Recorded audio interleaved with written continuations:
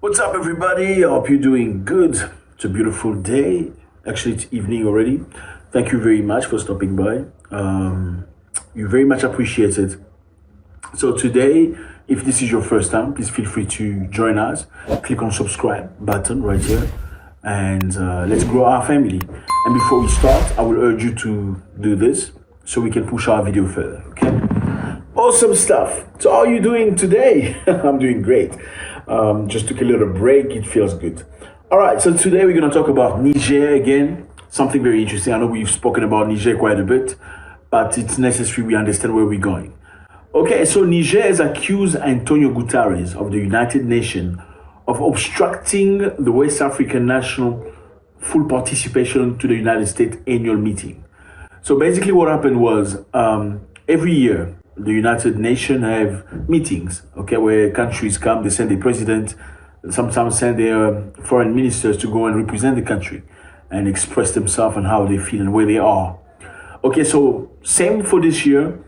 They had a meeting a couple of days ago, and Niger sent somebody to go represent them, and Antonio Guterres, the General Secretary of the United Nations, played a little game, so that the Nigerian do not express themselves.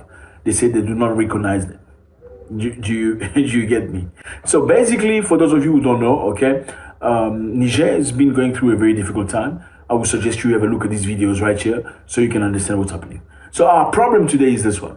Niger has gone to the United Nations. They've sent the envoy to the United Nations. And Antonio Guterres has played some game, pulled some strings, so that the representative of Niger does not express himself in the United Nations. And now they're calling fool about it. They said the decision to not allow the junta envoy to speak at the United Nations in New York could undermine any effort by the country, said Abmadou Abdraman, spokesperson of Niger. With the complicity of France and that of two French-speaking heads of states of ECOWAS, the Secretary-General of the United Nations has blundered in the exercise of his mission by obstructing Niger's full participation in the work of the 78th session of the UN General Assembly. The Republic of Niger strongly rejects and denounces this clear interference by Mr. Guterres in the internal affairs of a sovereign state. This undermining maneuver is part of a logic of privatization of diplomatic relations consisting of a cynical deal between cronies in order to silence the path of truth and common sense to the detriment of Niger and its people. So basically, he's accusing Antonio Guterres of playing a game with France and all these other countries, with ECOWAS, to prevent Niger from expressing itself. Okay, so let me give you context. I know many people have just come, have just landed.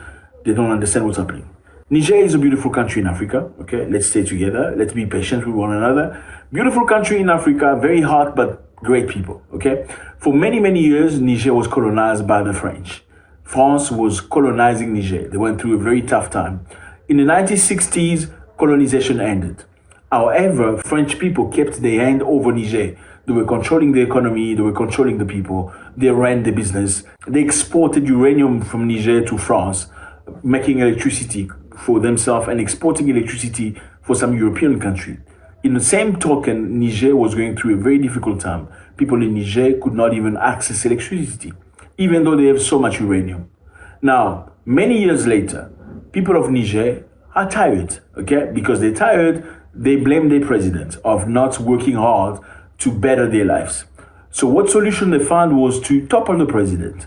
And people that toppled the president were just a group of people that were the leaders of the defense of the president. They toppled the president and they took power.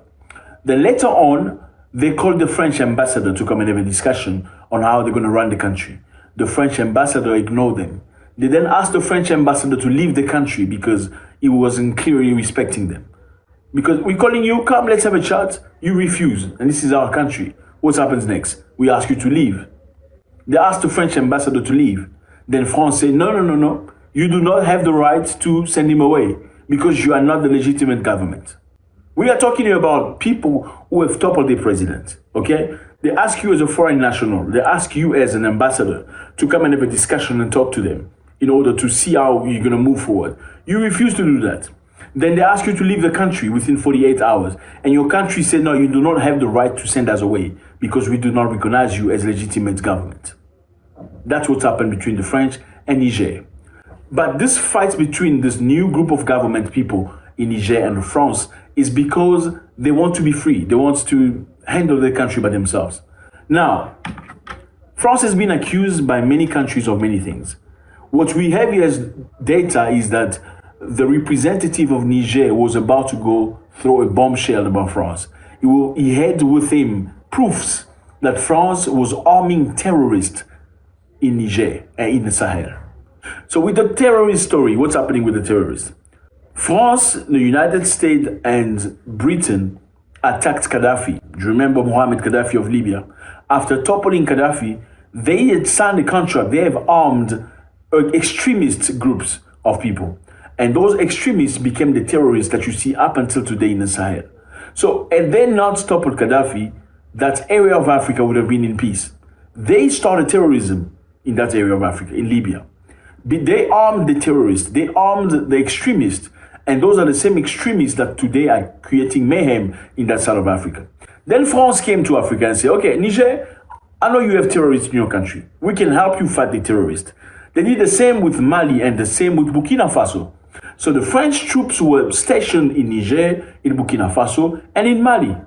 Then what happened in Burkina Faso was Burkina Faso toppled the president. Mali kicked out the French. Burkina Faso kicked out the French. Now Niger kicked out the French. Niger went to the United Nations to accuse the French. They went to the United Nations to accuse France. They had proof confirming that French people equipped terrorists in the Sahel. They had proof to show to the United Nations that French people equipped terrorists in the Sahel. And that is the reason why Antonio Guterrez has done everything to prevent them from speaking out. Are we together? On the 15th of August 2022, Mali accused France of equipping terrorist group, extremists, living in Sahel. The same terrorists France pretend to be fighting against. Mali said they had proofs, they had intelligence and facts to show to the United Nations. They went to the United Nations and asked a special session so they could expose the truth. They refused to give them that opportunity. Yes, the United Nations refused to give Mali an opportunity to express themselves, to show proofs that France was equipping terrorists in the Sahel. Now, 1 year later, Niger is also ready to do the same. They have gone to the United Nations, and Antonio Guterres has done everything he could to stop them from speaking. They said, you are not the legitimate government, so you cannot speak out. And now, Niger has said very clearly, we are accusing Mr. Guterres. The decision to allow the junta envoy not to speak at the United Nations could undermine any effort to the end of crisis in our country. So his effort to prevent them from expressing themselves could undermine any peace progress in their country. So normally when you go to the United Nations, they give you credentials so you can express yourself in the name of a country. Now this time around, people from Niger did not receive the credential, even though they are legitimate, okay? So the problem is this. If they say they only support legitimately elected government, how come they do not do the same in Gabon? You remember Gabon? Yes, Gabon had the same story. Gabon's president was toppled a couple of weeks ago, right? Why are they not making noise against Gabon? Why are they not making noise against Gabon? You know why? Because Gabon is still under the French. Even though it looks like there was a coup d'etat, they replaced the president. But the person that replaced the president is his own nephew. So it's still, the power is still within the same group of people. But you should ask yourself a question. Why are they angry at Burkina Faso? They are angry at Niger. They are angry at Mali, but they are not angry at Gabon. The reason why they are not angry at Gabon is because they know that Gabon is not a real coup d'etat. So again, so we can understand, Niger is very angry at Antonio Guterres, who is the Secretary General of the United Nations, because he disallowed them from expressing themselves in the United Nations session. Let me know how you feel about this. It's always a great pleasure to hear from you. Your contribution is very necessary. God bless.